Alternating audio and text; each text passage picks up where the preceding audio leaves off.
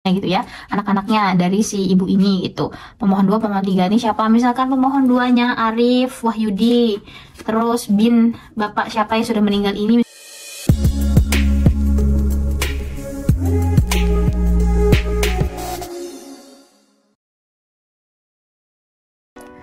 Halo teman-teman Menjadi Bisa, kembali lagi di channel YouTube Menjadi Bisa. Katakan bisa untuk membuat apa saja.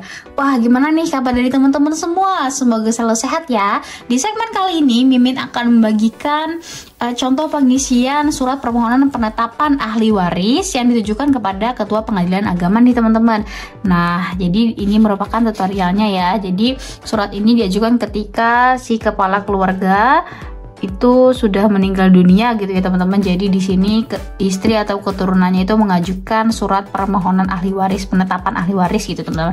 Oke, lanjut langsung saja kita ke tutorial pengisiannya. Nah, teman-teman membutuhkan dokumen-dokumen kependudukan untuk pengisiannya. Pertama ada kartu keluarga dan ada juga KTP teman-teman. Oke, di sini ada kepala suratnya.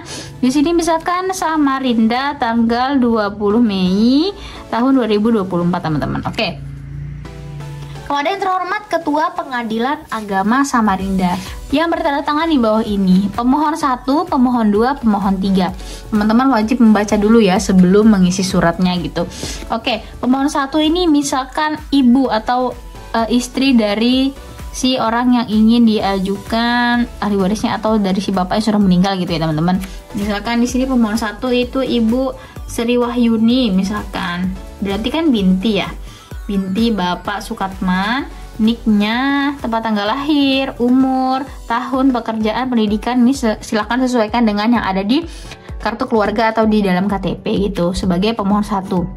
Lalu yang kedua pemohon 2 itu merupakan bisa jadi anak-anak dari orang yang ingin diambil ahli warisnya gitu ya, anak-anaknya dari si ibu ini gitu. Pemohon 2, pemohon 3 ini siapa? Misalkan pemohon 2-nya Arif Wahyudi, terus bin bapak siapa yang sudah meninggal ini, misalkan Bapak Wahyu gitu. Niknya berapa, tempat tanggal lahirnya, pendidikan, lalu RT, pokoknya alamat rumahnya ini diisi sesuai dengan yang ada di kartu keluarga. Lalu yang ininya ada pemohon 3. Nah, kalau misalkan pemohonnya itu sampai 4 ya berarti di sini diedit pemohon 4. Nah, teman-teman ngeditnya bisa pakai laptop atau komputer ya, teman-teman. Lalu di sini silakan diisi sesuaikan. Misalkan di sini isinya namanya Siti Aisyah gitu ya. Binti Bapak siapa tadi? Bapak Sukamto gitu ya. Oke, dengan ini para pemohon bermaksud mengajukan permohonan penetapan ahli waris dengan alasan-alasan sebagai berikut. Bahwa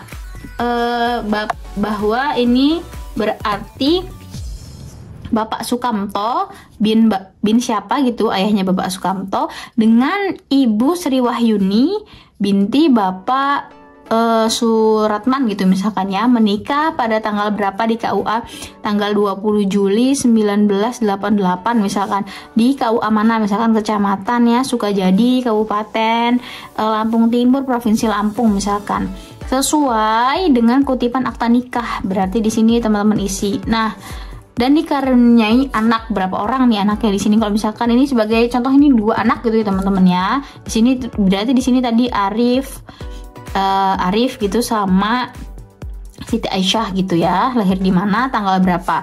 Nah, bahwa pada tanggal sekian yang lalu ayah ini meninggal dunia, berarti Bapak Sukamto bin siapa meninggal dunia karena sakit, sesuai surat keterangan kematian yang dibuat oleh kelurahan gitu ya. Jadi teman-teman harus punya dulu surat keterangan kematian yang dibuat di kelurahan.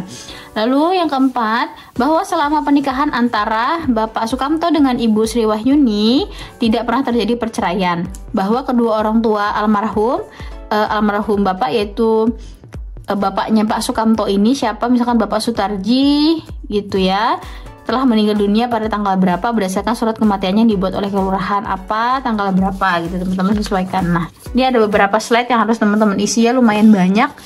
Lalu selanjutnya, bahwa selain para pemohon tersebut di atas tidak ada lagi ahli waris lainnya dari almarhum gitu ya, ahli warisnya cukup hanya 3 saja gitu. Bahwa almarhum siapa tadi, Bapak Sukamto bin Bapak Sutarji tidak meninggalkan hutang piutang, wasiat dan anak angkat gitu.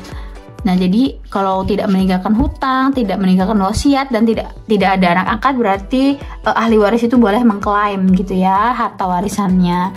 Bahwa para pemohon mengajukan perkara ini untuk keperluan sebagai berikut. Yang pertama, pencairan uang di buku tabungan bank apa atas nama siapa, misalkan atas nama Bapak Sukamto, Bank BNI misalkan. Lalu balik namanya atas nama siapa nih? Balik nama apa? Sertifikat tanah atas nama siapa? Misalkan nama istrinya tadi Ibu Sri Wahyuni dengan nomor sekian, luas tanahnya sekian, yang terletak di jalan apa, kelurahan mana, kecamatan apa, dengan batas-batasnya nih. Batas utaranya berbatasan dengan apa, timurnya berbatasan dengan kota mana, selatan ini berbatasan dengan apa, barat berbatasan dengan apa gitu ya. Bahwa oleh karena itu para pemohon mohon kepada majelis hakim yang menyidang perkara ini menetapkan bahwa para pemohon sebagai ahli waris yang sah dari almarhum, sah gitu ya, dari almarhum Bapak Sukamto bin Bapak siapa gitu. Nah, berdasarkan uraian di atas alasan tersebut, para pemohon memohon kepada yang terhormat Kepala Pengadilan Agama yang memeriksa dan mengadili perkara ini berkenan menjatuhkan penetapan sebagai berikut. Yang pertama, mengabulkan permohonan para pemohon. Lalu menetapkan bahwa si pemohon ini tadi ada Ibu Sri Wahyuni, lalu ada Saudara Arif dan Saudari Siti Aisyah. Ini adalah ahli waris yang sah dari almarhum Bapak Sukamto bin siapa gitu ya, teman-teman. Lalu membebankan biaya perkara sesuai dengan ketentuan hukum yang berlaku. Nah, apabila majelis hakim berpendapat lain, mohon putusan dengan seadil-adilnya. Nah, ini ada harus dibubuhkan tanda tangan dari pemohon 1, pemohon 2, dan pemohon 3. Jangan lupa di sini ditulis nama bintinya siapa, ditulis nama binnya siapa. Silakan teman-teman sesuaikan ya urutan-urutannya gitu. Silakan diedit sendiri. Oke, teman-teman, sekian tutorial pengisian surat permohonan penetapan ahli waris yang harus diajukan kepada Ketua Pengadilan Agama. Dan semoga dapat bermanfaat bagi teman-teman yang memiliki kebingungan gitu ya, teman-teman. Oke, sampai jumpa di video-video kita selanjutnya. Jangan lupa like, komen, dan subscribe. Bye-bye, teman-teman.